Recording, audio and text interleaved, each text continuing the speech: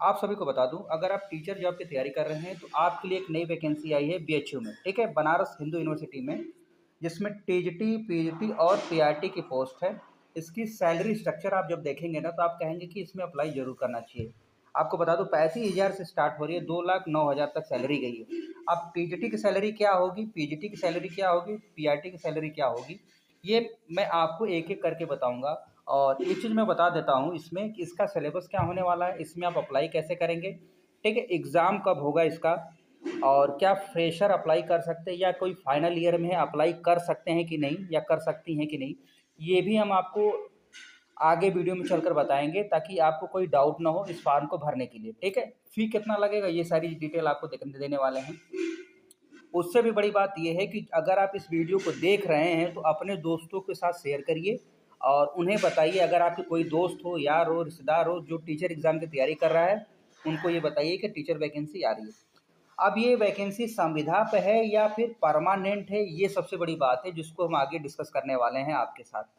और सबसे सबसे अगर मैं बड़ी बात बोलूँ बीएचयू में, कि अगर बीएचयू में आपका हो जाता है चयन तो आपको सारी फैसिलिटी मिलेगी, यहाँ तक कि जीवन का आधे ज़्यादा लाइफ का जो भी समस्याएं होती हैं बीएचयू से ही कंट्रोल होती है। अगर आप बनारस के रहने वाले हैं, कोई समस्या हो गया, किसी का कोई प्रॉब्लम होगी, बीएचयू जाना है, ठीक है, मेडिकल प्रॉब्लम, या फिर कोई काम करवाना है, कोई एग्ज़ाम है तो बीएचयू जाना है। तो कहने का मतलब बीएचयू से रिलेटेड जितने भी कॉलेज हैं ये बहुत आपको हेल्प करेंगे। एक बार आपका इसमें हो जाता है समझ जाइए कि आधी दुनिया आपकी हो गई, ऐसी मोटा मोटा मान लीजिए।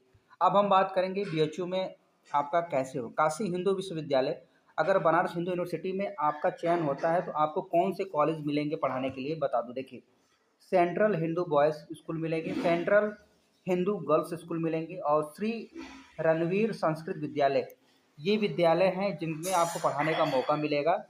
और ये फॉर्म आपको भरना कैसे, ऑनलाइन भरना है, और ये साइट है। मैं फॉर्म भरने का तरीका भी बताऊंगा, ये फॉर्म आप कैसे खुद चेक कर सकते हैं कि फॉर्म आया है कि नहीं आया है, ठीक है। आपके क्रॉस चेक के लिए मैं बता रहा हूँ, मैं वो भी प्रोसेस बताऊंगा कि आप फॉर्म कैसे चेक करेंगे एक एक करके। तो कृपया वीडियो को पूरा देखिएगा।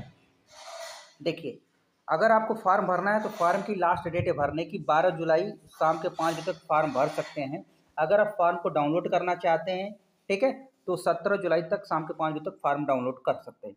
अगर इसमें ग्रुप ए ग्रुप बी की पोस्ट है, ग्रुप ए की पोस्ट के लिए अगर अप्लाई करते हैं, चाहे ओबीसी हो, ईडब्ल्यूएस हो या फिर जनरल हो, उनके 1,000 रुपये देने होंगे।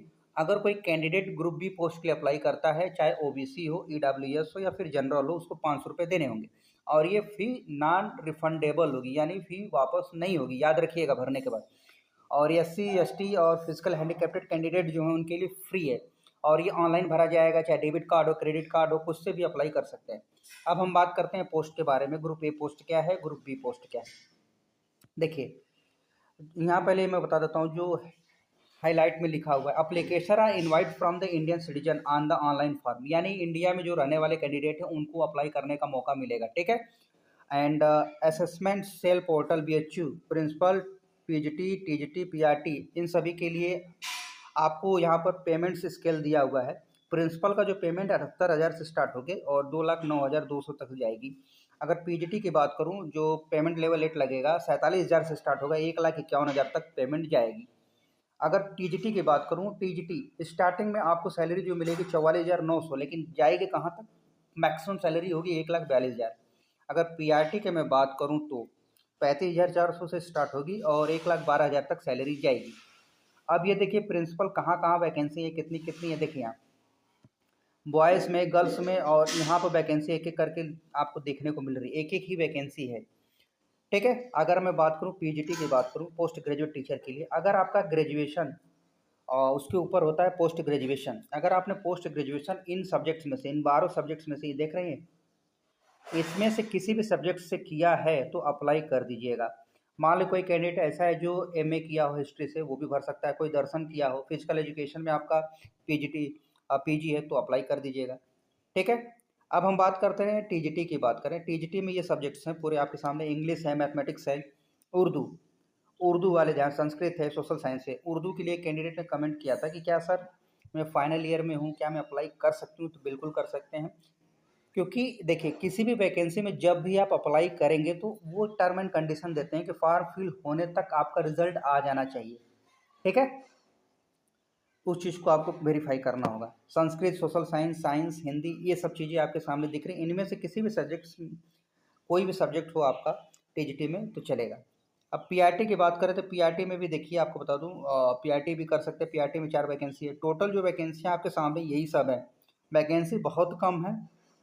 और ये देखिए पेमेंट स्ट्रक्चर तो देखिए, अब जब आपका चयन होगा तो आपको फैसिलिटी भी मिलेगी। पेमेंट बेसिक, अगर मैं बोलूँ तो जेन्युइन इसमें सीटें बहुत ही कम हैं।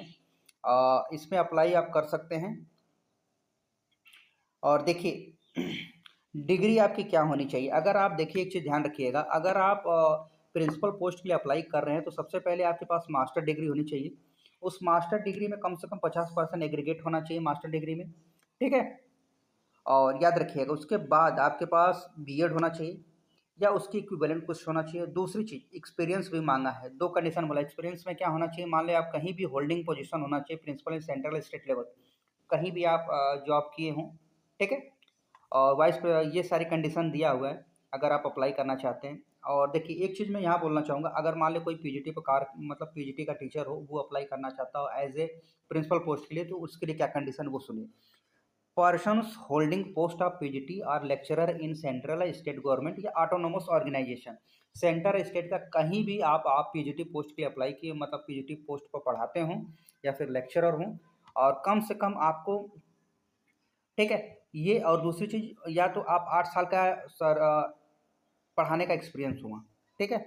अब टीजीटी वाले के लिए भी बोला गया, अगर आप टीजीटी वाले हैं, आप सोच रहे हैं प्रिंसिपल बन जाऊं, तो उसके लिए भी बोला 15 साल का आपके पास सर्विस होना चाहिए टीजीटी में, और साथ में, ठीक है, ये कंडीशन है तो अच्छी बात है। और देखिए और बाकी चीज़ें पीजीटी के लिए क्वालिफिकेशन क्या होगा मैं बता दूं। देखिए एक चीज़ मैं बता दूं, प्रिंसिपल पोस्ट के लिए मैक्सिमम एज उन्होंने 55 साल तक रखा है, 35 साल से 55 साल। और पीजीटी के लिए मैं बता दूं, देखिए पोस्ट ग्रेजुएट होना चाहिए आपके सब्जेक्ट्स में, और सब्जेक्ट्स में आपके कम से कम 50% होने चाहिए, ठीक है। उसके पास आपका बीएड होना चाहिए, अगर बीएड नहीं है तो प्रॉब्लम हो सकती है।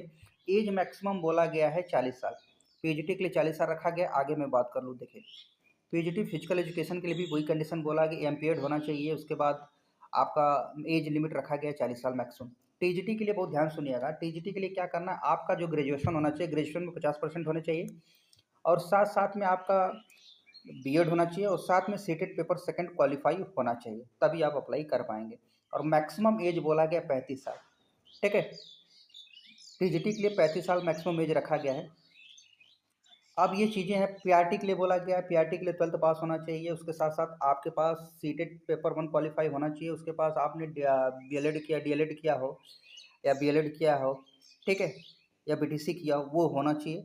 उसके बाद आपकी एज बोला गया मैक्सिमम 30 साल रखा गया, 30 साल से ऊपर हो जाते हैं तो आपको चयन नहीं किया जाएगा, याद रखिएगा। उसके बाद आपको करना क्या है, अगर आपको कोई प्रॉब्लम होती है फॉर्म भरने में या कोई टेक्निकल इशू होती है तो इस पर मेल करके आप अपनी इन्फॉर्मेशन बता दीजिएगा प्रॉब्लम, और उसके बाद मेल से रिप्लाई आ जाएगा, ठीक है।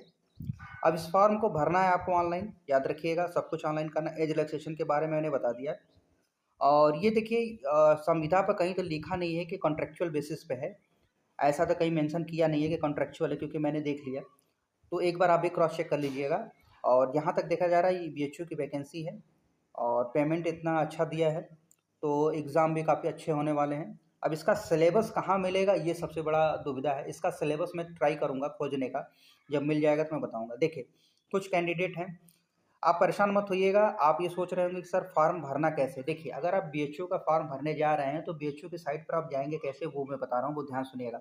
सबसे पहले आपको टाइप करना है बीएचयू, गूगल में जैसे ही बीएचयू टाइप करेंगे तो आपके पास कुछ इस तरह देगा, बीएचयू ऑनलाइन दिखाएगा। इस पर मत जाइएगा क्योंकि ये एंट्रेंस एग्जाम का है।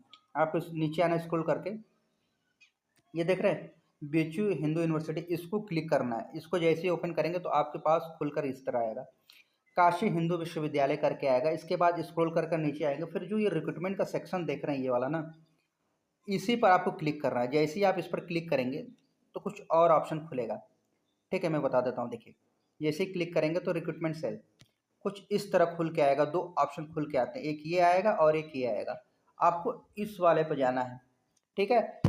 और ये टेम्प्रोरी वैकेंसी, इस पर नहीं जाना है, इस वाले पर जाना है आपको। जैसे ही आप रिक्रूटमेंट असेसमेंट सेल पर जाएंगे, उसके बाद जैसे ही आप जाएंगे तो आपको कुछ इस तरह से देखने को मिलेगा। देखिए 15 तारीख को एडवर्टाइजमेंट जारी किया गया है शनिवार, और इस पर रीड कर कर आप चाहें तो पूरा पढ़ सकते हैं। उसके बाद जैसे ही आप करेंगे तो पूरा ओपन हो जाएगा।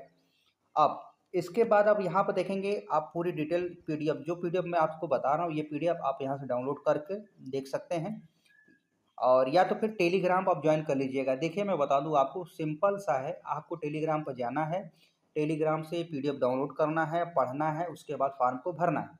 ठीक है, अगर आप क्रॉस वेरीफाई करना चाहते हैं कि जो इन्फॉर्मेशन में दे मिला है मुझे वो सही है कि नहीं है, तो उनके लिए मैं बताया हूँ कि फॉर्म को कैसे चेक करना है। ठीक है, और यहाँ अप्लाई करने का ऑप्शन है। ठीक है, तो ये फार्म था जिसके बारे में हमने बताया, और ये फार्म कैसे आप खोजेंगे ये भी प्रोसेस हमने बता दिया आपको। और ये फार्म, उसके बाद एक चीज़ और मैं बताना चाहूँगा, बहुत सारी टीचर की वैकेंसियाँ आई हुई हैं, केवीएस की आई है, कस्तूरबा गांधी बालिका विद्यालय की वैकेंसियाँ आ रही हैं, जिसका वीडियो मैंने डिटेल से बनाया है।